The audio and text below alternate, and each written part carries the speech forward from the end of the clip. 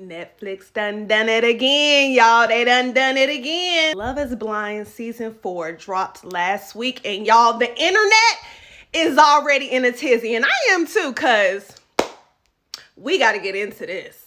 I'm gonna jump straight into the meat and the mashed potatoes, and that is Miss Regina George and Gretchen Wieners themselves. Micah and Arena, the show's mean girls. Emotional damage. Let's start with Arena, because she came on the show pulling at everybody's heartstrings just a little bit, talking about her acne scars, how she battled with wanting people to love her for her personality, what's on the inside, and not judge her by her appearance. And what does she do? Judge the man that proposes to her by his appearance. Said bro looked like a cartoon character.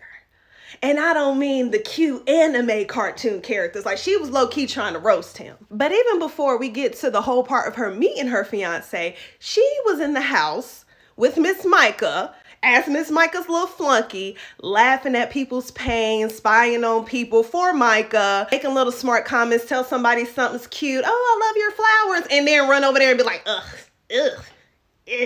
like, why? Why? And then on top of that, there was one girl that came out just bawling, boo-hoo bawling. She's sitting here, y'all, she got to be psycho, sitting here on the couch, consoling the girl, rubbing her head. And as soon as Miss Micah walks in, what happens? Oh, Gretchen has to jump up and go be with Miss Regina and start talking trash and laughing again at other people's pain. So make it make sense. Now, Miss Micah, okay, whew. You know what, when you talk about Micah, you got to talk about Kwame. You got to, if you know, you know, you got to talk about Kwame. So Kwame and Micah are part of this big love triangle, quadrilateral, pentagon, whatever you want to call it. It's a lot of moving parts. Basically, Kwame was going to propose to Micah, didn't, because she broke up with him for Paul, because they became boyfriend, girlfriend, knew they were going to get engaged. Kwame cried like a little bitch. And y'all, I did feel bad for him at first because homeboy feelings was hurt. But the way he been moving ever since he got engaged and the inappropriate conversations he's been having with Micah, like, I have no sympathy for him right now because, sir. All right, so once everybody gets engaged, everybody's booed up, paired up, you know, they go on their little mock honeymoon type thing at the resort. And this is when things get real interesting. So Zach and Arena, it made my skin crawl how uncomfortable that couple was. And I mean, it was mainly because Arena was not attracted to him. She should have just been real from the jump instead of just being like, oh, I'm just gonna have to get used to it, and being nasty. Every time he would just try to touch her, caress her, show her a little bit of affection. Oh, you're touching me. I can't get over the one time she was taking a drink and her pinky was out. And he came up and cupped her pinky and she was like, oh, too much affection. Oh, hell no. Like, that is so messed up. And poor Zach, he's just trying to go along with it, trying to be understanding. And then eventually he get fed up himself. Even said to her, you know, you look better with makeup on. Bing, bing, shots fired. We're going to hop on over to Kwame and Chelsea's relationship. It seems like when they're away from everybody, they are bonding. It's beautiful. It looks like love, even though she was the second choice. It looks like love. Okay, but Miss Micah and her boo, everything's fine as well.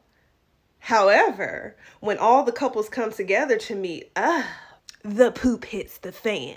So Kwame has all these unresolved issues with Micah, of course, because she dumped him and he wanted to marry her. So then they start talking and flirting, both engaged, having an inappropriate conversation that shouldn't have been had. And I don't know what it is about Love is Blind. Like, everybody hasn't watched the seasons before. These conversations always get played back, y'all. These people are gonna find out you said these things. So, like, why? I don't understand. I don't know why it keeps happening every season, but when you're engaged, and I would know because I'm married, you don't have these conversations with exes. You don't have, oh, you know, yeah, you're definitely my type. Oh, I really do feel like I still love you. Like, you don't have, no. And then Miss Arena starts flirting with Micah's man because she just thinks Paul is so sexy and so handsome. Sis even takes her ring off and puts it on the middle finger when she's talking to him. Go watch the clips. I might have to just post it at the end. She a trip. But first of all, ain't that your little clicky homegirl and you flirting with her man? And second of all, you still engaged to Zach. Ain't even told him you not really feeling him. You just keep dragging him along. And sitting here openly flirting with another engaged man. Like,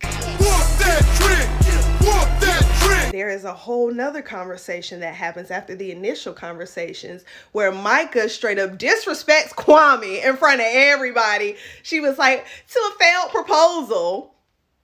Kwame feelings get hurt. Now, this the kicker right here. He goes over there to confront her. She ends up flipping her words around and putting the pressure and the heat back on him. Like, oh, you know, I was just trying to make light of the situation, but you know how I feel about you, boo. And his stupid self falls right into her trap. Long story short, these two, Miss Micah and Arena, they are so nasty, conniving, just disgusting people. And Netflix, whoever casted them, y'all knew what y'all was doing, because it's the two faces for me. And it's the two facing-ness against each other as well, because we see it's coming. She coming for your man, Micah. And Zach, I am so glad that he really put his foot down and was like, you know what? If you ain't feeling me, it's cool. We can stop it. And the little exchange they had back and forth again. I hope y'all go watch it. If you already watched it, go watch it again, because the roast session. I really, truly hope Paul sees Micah for who she really is and chucks the deuces, because, baby, whoo! I ain't even gotten to the other couples because one is absolutely beautiful and gorgeous. That's Tiffany and her man. And then the other one, I can't even think of their names right now, but I don't know how that one's going to play out. Look like too much drama to me, bro. But all in all, I feel like this season is about to be lit. It's about to be a lot of twists and turns. It's about to be a lot of feelings hurt. Child. If you ain't seen it, you better go watch it, because when they drop these next couple episodes, I'm coming back and doing a part 2. Drop a comment and let me know how y'all feel about this season so far, because it's lit. It is lit for me. And I don't mean like ha-ha lit. I mean like this is a lot to digest. This is a lot that needs to be talked about, and I just want to hear what y'all gotta say. So let me know in the comments. Really cute. I think you're exactly upside down. Really? Wait, like what you expected? No, I definitely. No one is 100% every day, right? Yeah, I just like getting to put yourself together.